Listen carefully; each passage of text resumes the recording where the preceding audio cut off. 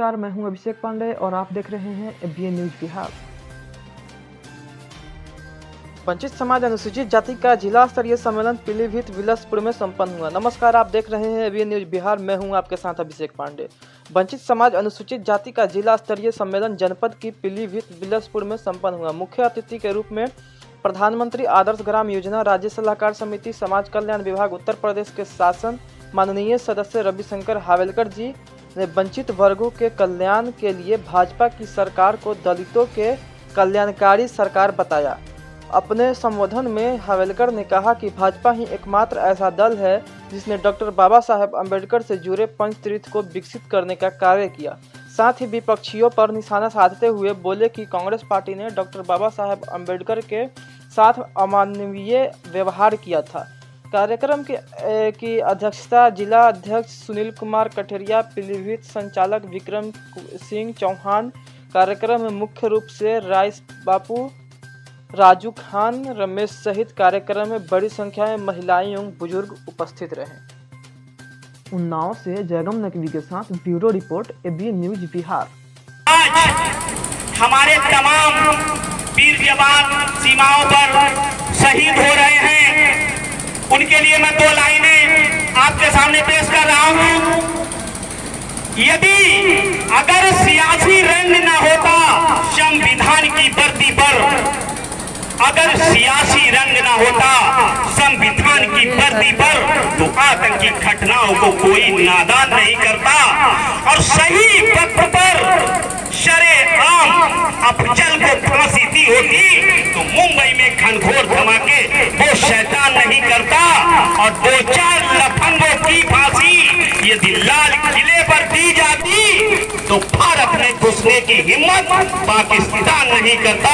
इन्हीं शब्दों के साथ जय हिंद जय भारत। मैं अपने मुख्य अतिथि माननीय श्री रविशंकर हावेलकर जी को मंच पर बुलाना चाहूंगा, वो आए और अपने विचार प्रस्तुत करें। आयुष्मान भारत के माध्यम से अभी आप देख रहे हैं उत्तर प्रदेश के यशस्वी मुख्यमंत्री श्रीमान योगी आदित्यनाथ जी ने जब ये देखा कि हमारे गरीब भाई बहनों की बेटियों के हाथ पीले करने में संकट खड़ा होगा, हमारे लोगों को अपने खेती गहने रखनी पड़ती है, जेवरात गिरवी रखने पड़ते हैं, तब कहीं हम जुटा करके अपनी बेटी का हाथ पीला कर पाते हैं।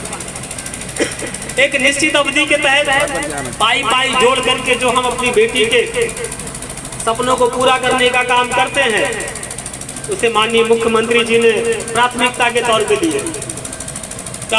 तौर पे लिया और वो जो राशि 31,000 रुपए उस बहन बेटी की शादी में हम देते थे, उसको हमने 51,000 रुपए करने का काम। अगर आप अपने स्तर से कोई हमारी बहन गरीब बेटी की शादी करना चाहते हैं तो उसको 90 दिनों के अंदर, 3 माह के अंदर समाज कल्याण विभाग और संबंधित विभाग से 51,000 की चेक दी जाती है। अगर वो बहन बेटी या वो वर वधू में से कोई विकलांग है तो 10,000 रुपए की अतिरिक्त सहायता दे रहे हैं। इसी प्रकार से हम मुख्यमंत्री सामूहिक विवाह योजना के अंतर्गत सरकार के माध्यम से शादियां कराई जा रही है। प्रत्येक जनपदों में 100 जोड़ों से ऊपर जो भी हो जाते हैं, यहाँ के जिला अधिकारी, यहाँ के कमिश्नर, कलेक्टर, संबंधित अधिकारी, समाज कल्याण अधिकारी, डीपीआर और वीडियो के माध्यम से वो शादी कराने का काम, उन बहन बेटियों के हाथ पीले करने का काम कौन कर रहा है? उत्तर प्रदेश के यशस्वी मुख्यमंत्री श्रीमान योगी आदित्यनाथ जी महाराज। क्यों? एक संत आप सत्ता पे आसीन आपने किया है। सत्ता इस समय आप वैराग्य के हाथों में है, बिना किसी लोभ लालच के हाथों में है। ये सत्ता अब टोटी चोर और पाइप चोर वालों के हाथों में नहीं है। यह सरकार आपके लिए समर्पित है। भारतीय जनता पार्टी की सरकार गांव, गरीब, किसान, मजदूर लोगों के कल्याण के लिए। और इस बार मैं यह गर्व से कह सकता हूं कि जितने भी दलित वर्ग के लोग भारतीय जनता पार्टी से जुड़े हैं, जो भारतीय जनता पार्टी की राजनीति कर रहे हैं, उनको सम्मान देने का काम अगर कोई कर रहा है तो भारत के यशस्वी प्रधानमंत्री नरेंद्र मोदी और उत्तर प्रदेश के यशस्वी मुख्यमंत्री योगी आदित्यनाथ जी का। इसमें कोई कहने में बुराई नहीं है कि विरोधियों के पास कोई मुद्दा नहीं बचा। अभी किसानों का मामला देख लीजिए आप। किसानों के मामले में माननीय प्रधानमंत्री जी ने, कृषि मंत्री जी ने जो भी पॉलिसी अडॉप्ट की आप लोगों के लिए भेजी है, उसमें आप ये समझ लीजिए कि एक बहुत छोटे उदाहरण के रूप में मैं समझाना चाहता था कि आप मंडी में जो अपना अनाज बेचते थे वो बिचौलियों के माध्यम से क्रय विक्रय किया जाता था, लेकिन हमने उस बिचौलिए की भूमिका को खत्म कर दिया। हमने किसानों को, कृषकों को सीधा अपना अनाज उत्पाद बेचने के लिए मंडियों में अधिकृत किया।